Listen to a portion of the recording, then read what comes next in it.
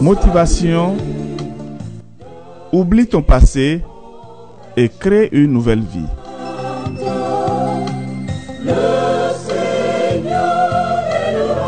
Motivation pour grandir, se développer et se créer une nouvelle vie.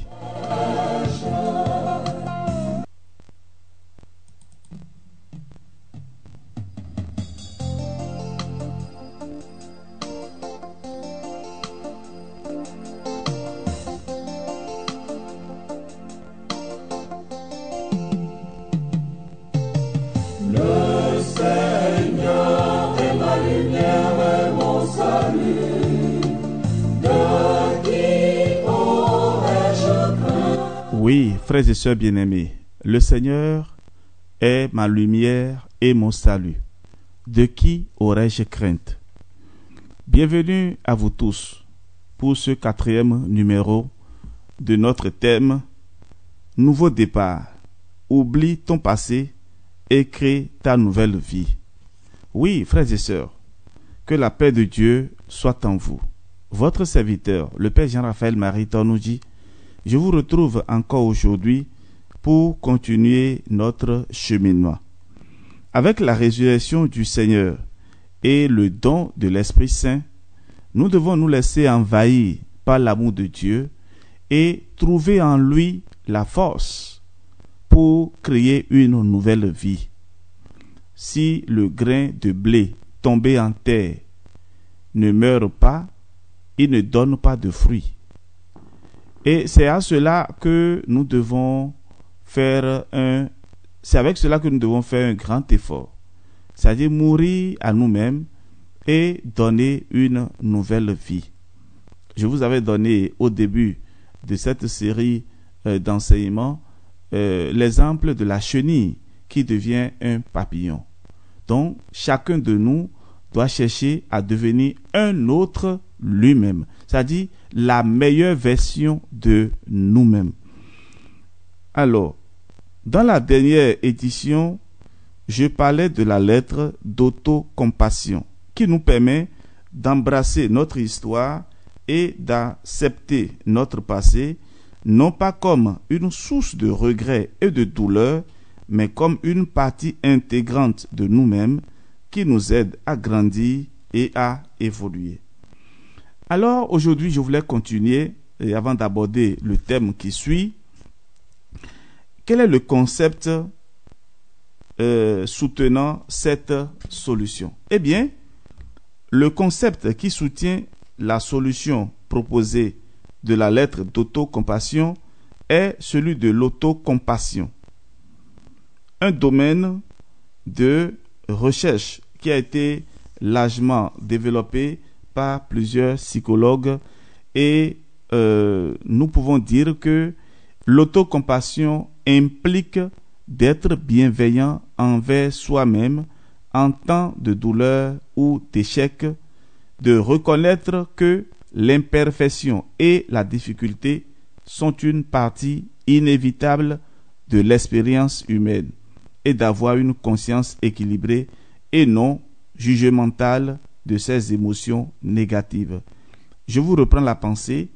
Je disais que l'autocompassion implique d'être bienveillant envers soi-même en temps de douleur ou d'échec, de reconnaître que l'imperfection et la difficulté sont une partie inévitable de l'expérience humaine.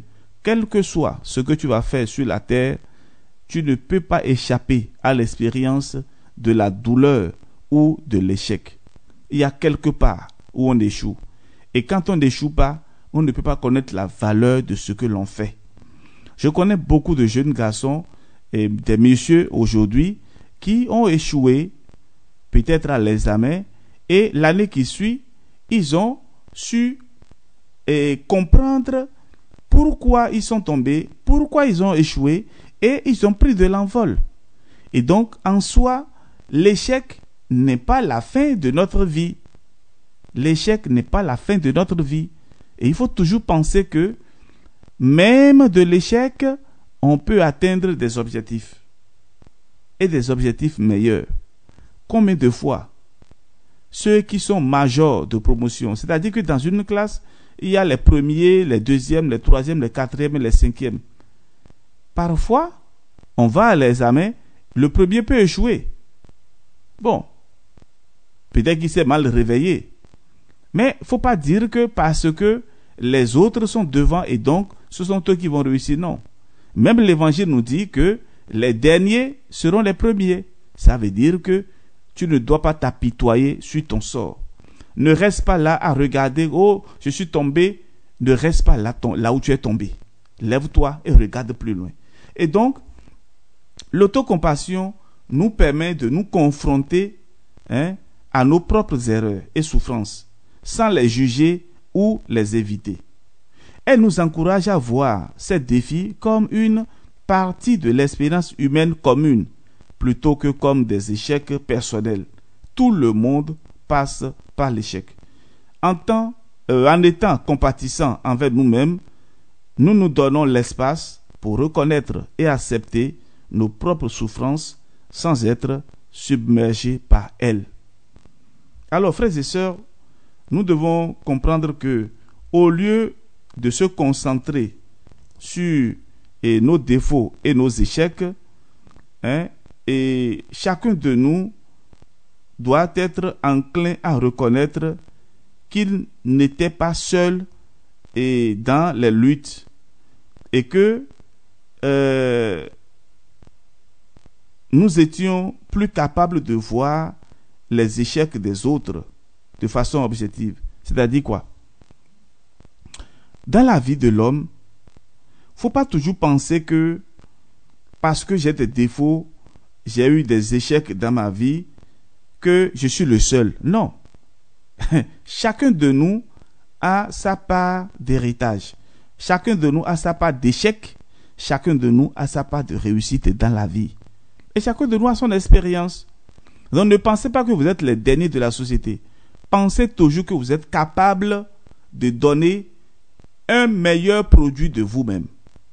Alors, je voudrais m'arrêter là pour ce qui concerne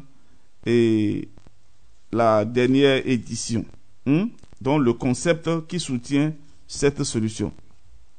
Alors, je viens maintenant au sujet du jour. Pourquoi la méthode de la lettre d'autocompassion fonctionne? Pourquoi la méthode de la lettre d'autocompassion fonctionne? Alors, pour plusieurs raisons. D'abord, il y a la réduction de l'autocritique. La réduction de l'autocritique. C'est-à-dire quoi?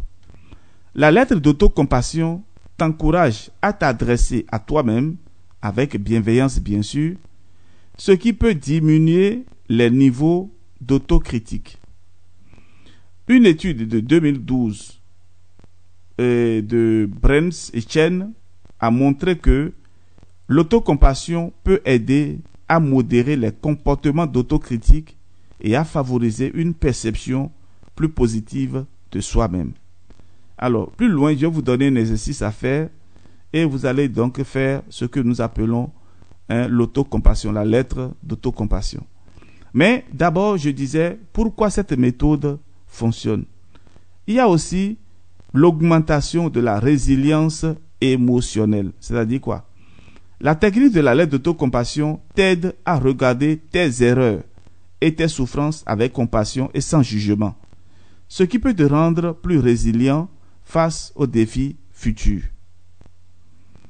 Et ça, c'est important parce que nous devons vraiment nous préparer à la résilience.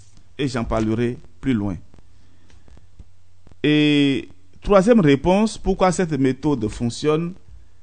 Et cela favorise la promotion de la croissance personnelle. En t'encourageant à accepter et à comprendre tes erreurs passées, la lettre d'autocompassion peut faciliter la croissance personnelle. Et nous sommes là. Je voudrais à présent te dire ce que tu vas en tirer.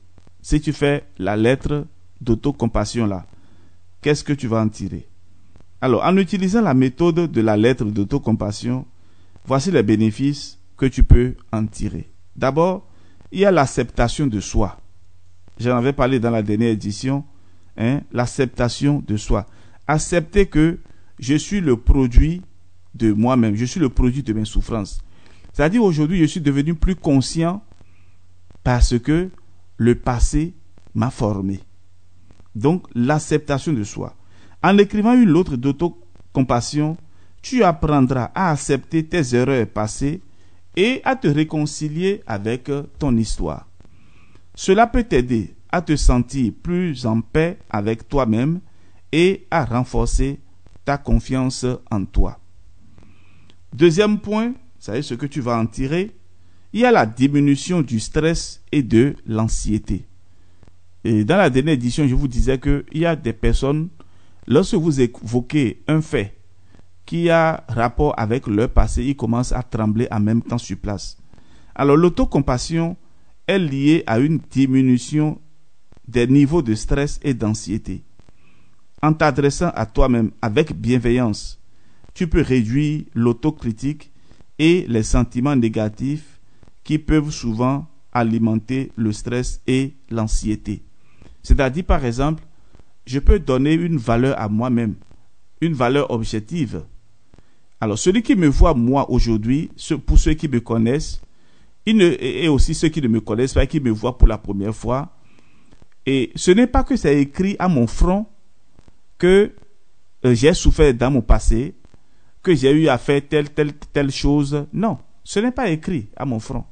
Mais ce que je suis aujourd'hui et ceux qui s'approchent de moi peuvent apprécier. Certains à leur juste valeur, d'autres non. Et ça là c'est clair. Mais à moi, il n'y a pas ce stress-là et l'anxiété pour ce que j'avais vécu par le passé. Parce que d'abord, la grâce du baptême m'a aidé donc à confier tout au Seigneur, la grâce de la confirmation et surtout le fait de recevoir régulièrement la Sainte Communion. Et je vous le dis, avant d'être prêtre, j'étais presque toujours à la messe, non seulement le dimanche, mais aussi en semaine. En semaine, je fais toujours l'effort, même si c'est 1 ou 2 fois, je reçois la communion. Et vous allez comprendre que plus vous recevez la communion, cela vous aide à maintenir qu'est-ce que je peux dire, une simplicité de vie, et aussi il y a le calme dans ta vie. Parce que chaque fois que le Christ entre en toi, il te transforme. Il ne vient pas chez toi sans changer quelque chose dans ta maison. Alors ouvre ton cœur pour que le Seigneur y entre. Il y a des personnes, compte tenu de ce qu'ils ont vécu dans leur passé, ils ne sont pas prêts à pardonner. Alors si vous me recevez en ce moment-là, vous devez changer de comportement. Pourquoi tu ne veux pas pardonner à ceux qui hier t'ont rendu la vie difficile? C'est ce que tu penses. Mais je dirais que à ceux qui hier t'ont façonné, t'ont modelé, t'ont formé, qui t'ont donné une éducation qui te permet d'être ce que tu es aujourd'hui. Alors, qu'est-ce que tu vas tirer de la lettre d'autocompassion? Il y a aussi le renforcement de la résilience émotionnelle. C'est-à-dire quoi? La lettre d'autocompassion t'encourage à affronter tes émotions difficiles avec bienveillance et sans jugement, ce qui peut renforcer ta résilience émotionnelle. Cela peut te rendre plus capable de faire face à l'adversité et de rebondir après des expériences difficiles. 4e point, il y a la croissance personnelle. En te permettant de reconnaître et d'accepter tes erreurs et tes souffrances passées, la lettre d'autocompassion peut favoriser la croissance personnelle. Cela peut t'aider à apprendre de tes erreurs passées, à te développer en tant que personne et à aller de l'avant dans ta vie. 5e et dernier point, c'est-à-dire ce qu'on peut en tirer de la lettre d'autocompassion, il y a la satisfaction et l'épanouissement dans la vie. En t'aidant à te réconcilier avec ton passé et à te voir avec plus de compassion, cette méthode peut contribuer à augmenter ton sentiment de satisfaction et d'épanouissement dans la vie.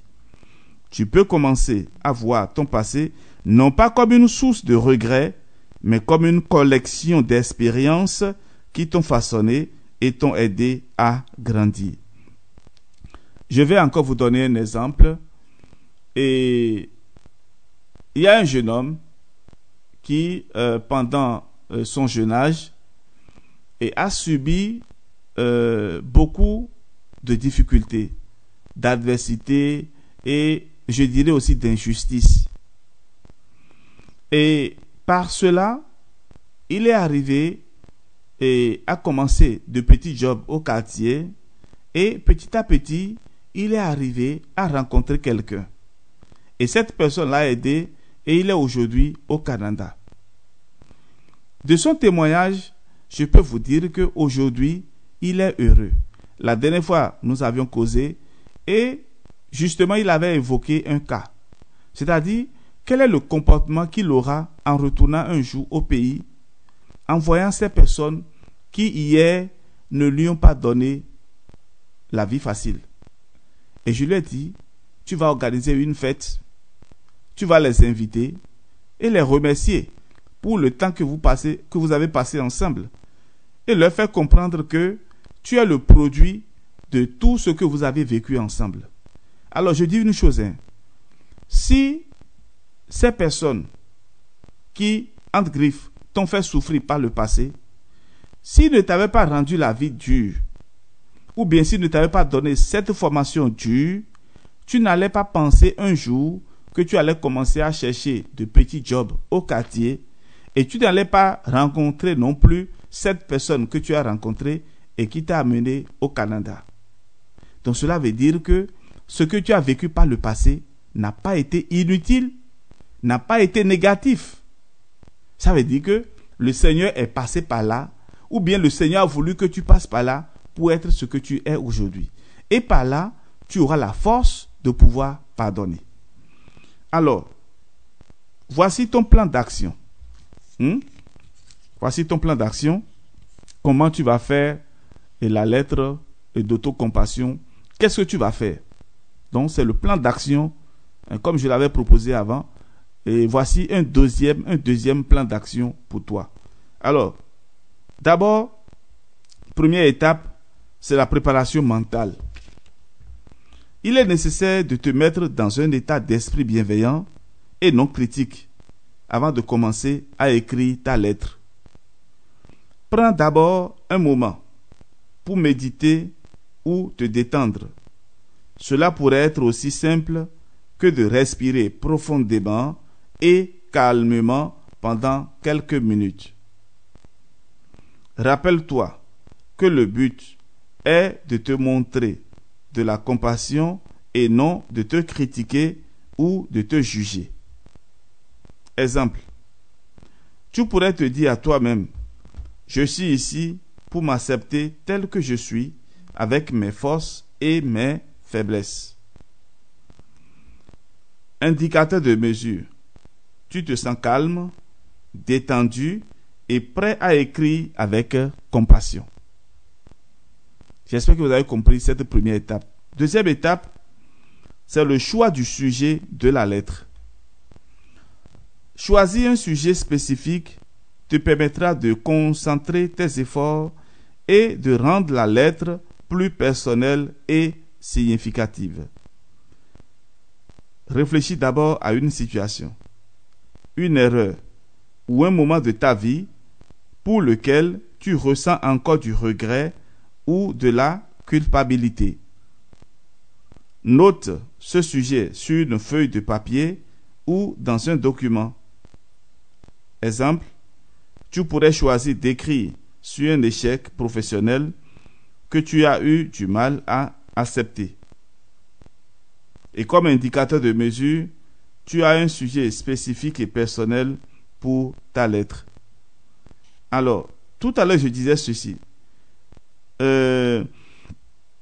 Réfléchis à une situation, une erreur ou un moment de ta vie pour lequel tu ressens encore du regret ou de la culpabilité. Je prends l'exemple des filles mères.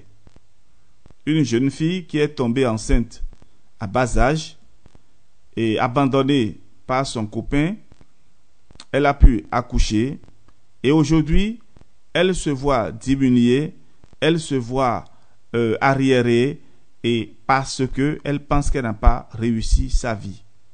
Alors, ma fille, prends la vie du bon côté, comme les gens le disent souvent.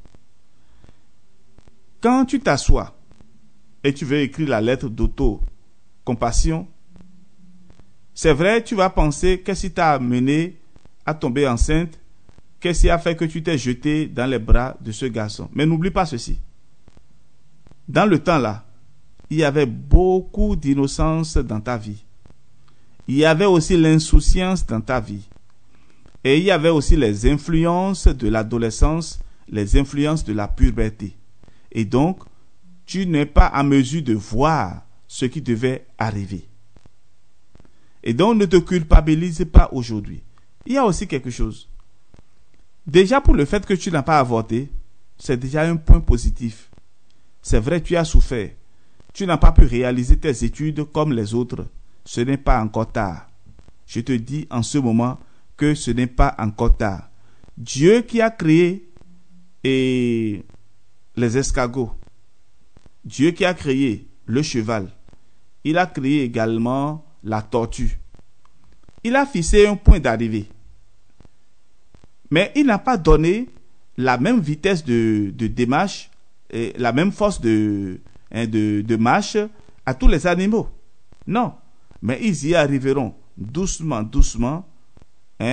Et ceux qui n'ont pas la mobilité rapide, ils y arriveront, mais ils y arriveront quand même. Ils y arriveront difficilement, doucement et peut-être péniblement. La route peut être compliquée, mais ils y arriveront. Cela ne veut pas dire que le cheval qui court plus que l'homme ou bien plus que la tortue, que le cheval va arriver avant tout le monde. Ce n'est pas dit. Alors, prends ta vie en main et pense que toi aussi tu y arriveras. Et je vais encore ajouter à toi qui es tombé enceinte très jeune.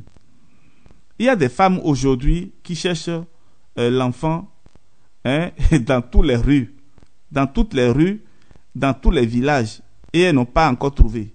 Mais toi, là où tu es là, quelqu'un t'appelle déjà maman. Si tu avais avorté, imagine dans quel état tu serais aujourd'hui. Mais tu as accepté de garder la grossesse. Bénis alors le Seigneur. Donc, étape 2, je parlais donc du choix du sujet de la lettre. Étape 3, la rédaction de la lettre maintenant.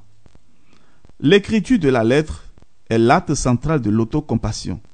C'est ici que tu te montres de la compassion et de la gentillesse à toi-même.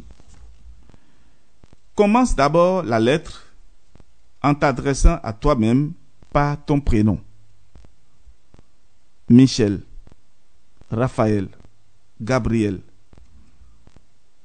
À un moment donné de ta vie, tu as eu à commettre telle bêtise. Point. Ça, c'est le premier sujet. C'est-à-dire l'énonce même, c'est-à-dire l'annonce du sujet. Et quelle bêtise tu peux le dire. Et maintenant, écris sur ce que tu ressens par rapport à la situation que tu as choisie, mais sans te juger ou te critiquer. Exprime de la compassion et de la compréhension pour toi-même. Rappelle-toi que tout le monde fait des erreurs et que tu mérites la compassion et l'acceptation autant que n'importe qui d'autre. Donc tu dois comprendre que tu n'es pas la première et tu n'es pas la dernière. Et donc, plusieurs personnes sont passées par là, d'autres personnes passeront certainement par là. Cela veut dire que tu n'es pas un cas isolé. Quatrième étape, révision de la lettre. Et j'avais même oublié de donner aussi un exemple. Et tu pourrais écrire ceci par exemple. Cher Michel, je sais que tu te sens coupable à propos de... Tu énonces la situation. Je comprends que c'était une période difficile pour toi et je t'envoie toute ma compassion. C'est-à-dire, tu as été une fille, tu es tombée enceinte, le garçon t'a abandonné. Maintenant, tu veux t'écrire maintenant une lettre. Tu commences par, tu mets ton nom, d'accord? Tu t'appelles Joséphine. Chère Joséphine, je sais que tu te sens coupable à propos de telle situation que tu avais vécue. Je comprends que c'était une période difficile pour toi et je t'envoie toute ma compassion. Tu es arrivé quand même à gérer et à supporter la situation jusqu'à l'accouchement de l'enfant. Aujourd'hui, quand tu vois l'enfant, tu vois donc un autre toi-même. Bénis déjà le Seigneur parce que il y a beaucoup de femmes qui hier avaient avorté et qui aujourd'hui portent les conséquences les plus désastreuses. Tu vois un peu? Voilà de cette manière que tu peux faire la lettre d'auto et compassion pour d'abord réapproprier ta vie sans jugement, sans critique négative. Donc vous comprenez, donc nous devons aller pas à pas. Et maintenant je viens à la 4e étape qui est la révision de la lettre. C'est quoi? Tu vas relire ta lettre et en relisant ta lettre, cela te permet de t'assurer que tu t'es montré de la compassion et que tu t'es exprimé de manière authentique. Relis ta lettre et corrige toute phrase ou expression qui semble critique ou négative. Assure-toi que ta lettre reflète une attitude de compassion et d'acceptation envers toi-même. Et comme exemple, je peux dire ceci. Si tu trouves une phrase comme « Je ne devrais pas avoir fait cette erreur », si tu trouves une phrase pareille, tu pourrais la modifier en disant ceci ou en écrivant ceci. « C'était une erreur, mais je comprends et j'accepte que cela ait pu arriver. » Vous avez compris? Cette phrase-là n'est pas bien pour toi. Je ne devrais pas avoir fait cette erreur. Qui te l'a dit? Tu dois plutôt dire, c'était une erreur. Oui, je reconnais que c'est une erreur. Mais je comprends et j'accepte que cela ait pu arriver. Voilà, frères et sœurs, à la fin, tu seras satisfait de ta lettre et tu te sentiras plus en paix avec la situation que tu as décrite. Et 5e et dernière étape, il y a le moment de réflexion. Tu dois prendre un moment pour réfléchir sur le processus et ce que tu as écrit peut t'aider à renforcer le sentiment d'autocompassion. Prends un moment pour réfléchir sur l'acte d'autocompassion que tu viens de faire. Considère comment tu te sens maintenant par rapport à avant, c'est-à-dire avant d'écrire la lettre là. Comment tu te sens maintenant? As-tu l'impression de t'être montré de la compassion? Te sens-tu plus en paix avec la situation? Parce qu'il y a des gens qui n'arrivent pas à se pardonner. Parce qu'ils sont tombés dans l'erreur, ils pensent que c'est fini. Non, il faut te pardonner toi-même et relancer ta vie. Frères et sœurs, alors, je pense que le sujet de ce jour va demander un peu de travail. Écoutez, réécoutez et partagez autour de vous pour que nous soyons nombreux à trouver la guérison et la restauration. Que Dieu notre Père vous bénisse et vous protège. On se retrouvera demain pour la suite et je vais aborder un autre sujet, la transformation. Comment forger sa résilience. À demain.